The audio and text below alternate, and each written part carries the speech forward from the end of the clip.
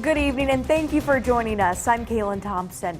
After a beautiful start to the holiday weekend, we're now tracking storms. For the very latest, let's check in right away with meteorologist Mace Michaels. He joins us in the KIMT Storm Team 3 Forecast Center. And Mace, what are the chances of these storms becoming severe? Thank you, Mace. As tension continues to rise in our country over issues like police brutality and immigration, Rochester residents took to the streets this Labor Day weekend to protest.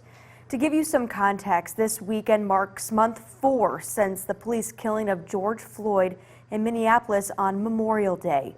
KIMT News 3's Malia Kamal has the story. Organizers say today's protest was a success and they're planning on doing another one next month. After a cougar sighting in Dodge County, authorities are now urging residents to be alert. This photo was taken by a deputy responding to the report just north of Dodge Center. A conservation officer from the DNR believes the animal in the picture to be about 1 or 2 years old. They say the cougar is likely not a public safety threat, but if you happen to come across the feline, do not approach it.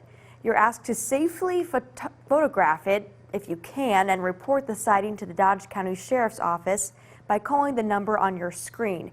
They will then forward the information on to the DNR. Now let's get you up to date on the latest COVID-19 numbers. You can see the current case counts by county on your screen. Minnesota health officials are reporting more than 900 new cases today. That brings Minnesota's statewide total to nearly 80,000 positive cases. Iowa health officials are reporting more than 1,000 new cases in the last 24 hours, bringing Iowa's statewide total to almost 70,000. This is a Labor Day weekend like no other before it. The coronavirus pandemic is triggering concerns of a potential surge in cases if Americans do not stick to safety guidelines. New numbers show the U.S. death toll fast approaching 190,000. And infections have now reached beyond 6 million. At the same time, the World Health Organization just announced a widespread vaccine is not expected until the middle of next year. Michael George reports. Our country's prisons are becoming coronavirus hotspots since it's nearly impossible to social distance in the jails. In Waseca, 45 inmates and 4 staff members at the Federal Correctional Institution have tested positive for the virus. One union leader tells KIMT a month ago the prison received a couple of buses of inmates. She says one bus was mostly comprised of positive COVID cases. And now she's fearful of her health and safety and that of her coworkers. You have people who have family members who they're concerned about. I know we have officers who have spouses who are immune compromised. They have family members who may be immune compromised. They're worried about it spreading to them because they have contact. KIMT News 3 did reach out to the Bureau of Prisons for a statement. A spokesperson from the Bureau gave us this, saying in part, for safety and security reasons, we do not discuss whether there are specific transfers taking place at particular locations, end quote. Organizations in Olmsted County are banding together to boost participation in the 2020 census.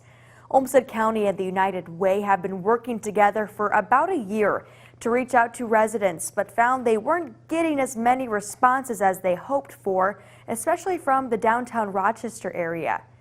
The organizations are now partnering with the Downtown Rochester Alliance to get the message out about the census in the Med City. We thought that bringing the Rochester Downtown Alliance in was going to be great since they have relationships with apartment buildings down there and businesses that would be able to hand out information to the residents living in downtown. United Way of Olmsted County says they've received responses from roughly 80% of households locally so far. With the election right around the corner, MnDOT wants to remind everyone that political campaign signs are not allowed on highway right-of-ways. That includes driving lanes, inside and outside shoulders, ditches, and sight corners at intersections. Violation of this state law is a misdemeanor. Also, landowner consent is needed before campaign signs are placed on private property. But bodies of water seem to be fair game for campaigning. Take a look at this. Today, a Trump boat parade was held on the St. Croix River near the Minnesota-Wisconsin border. I've heard reports of it happening other places as well. People gathered on the river bridges, waving flags and watching the parade. And get this, a paraglider carrying an American flag was seen soaring over the parading boats. The sweetest political poll is underway in southern Minnesota. Hanisch Bakery in Red Wing launched its 2020 presidential cookie poll about a week ago. The bakery tallies each Trump or Biden cookie purchased until Election Day and says demand has already surpassed the last presidential election. Since 1984, the bakery claims the winner of this cookie poll has matched the winner of the popular vote. Each cookie is $4 and counts as one vote.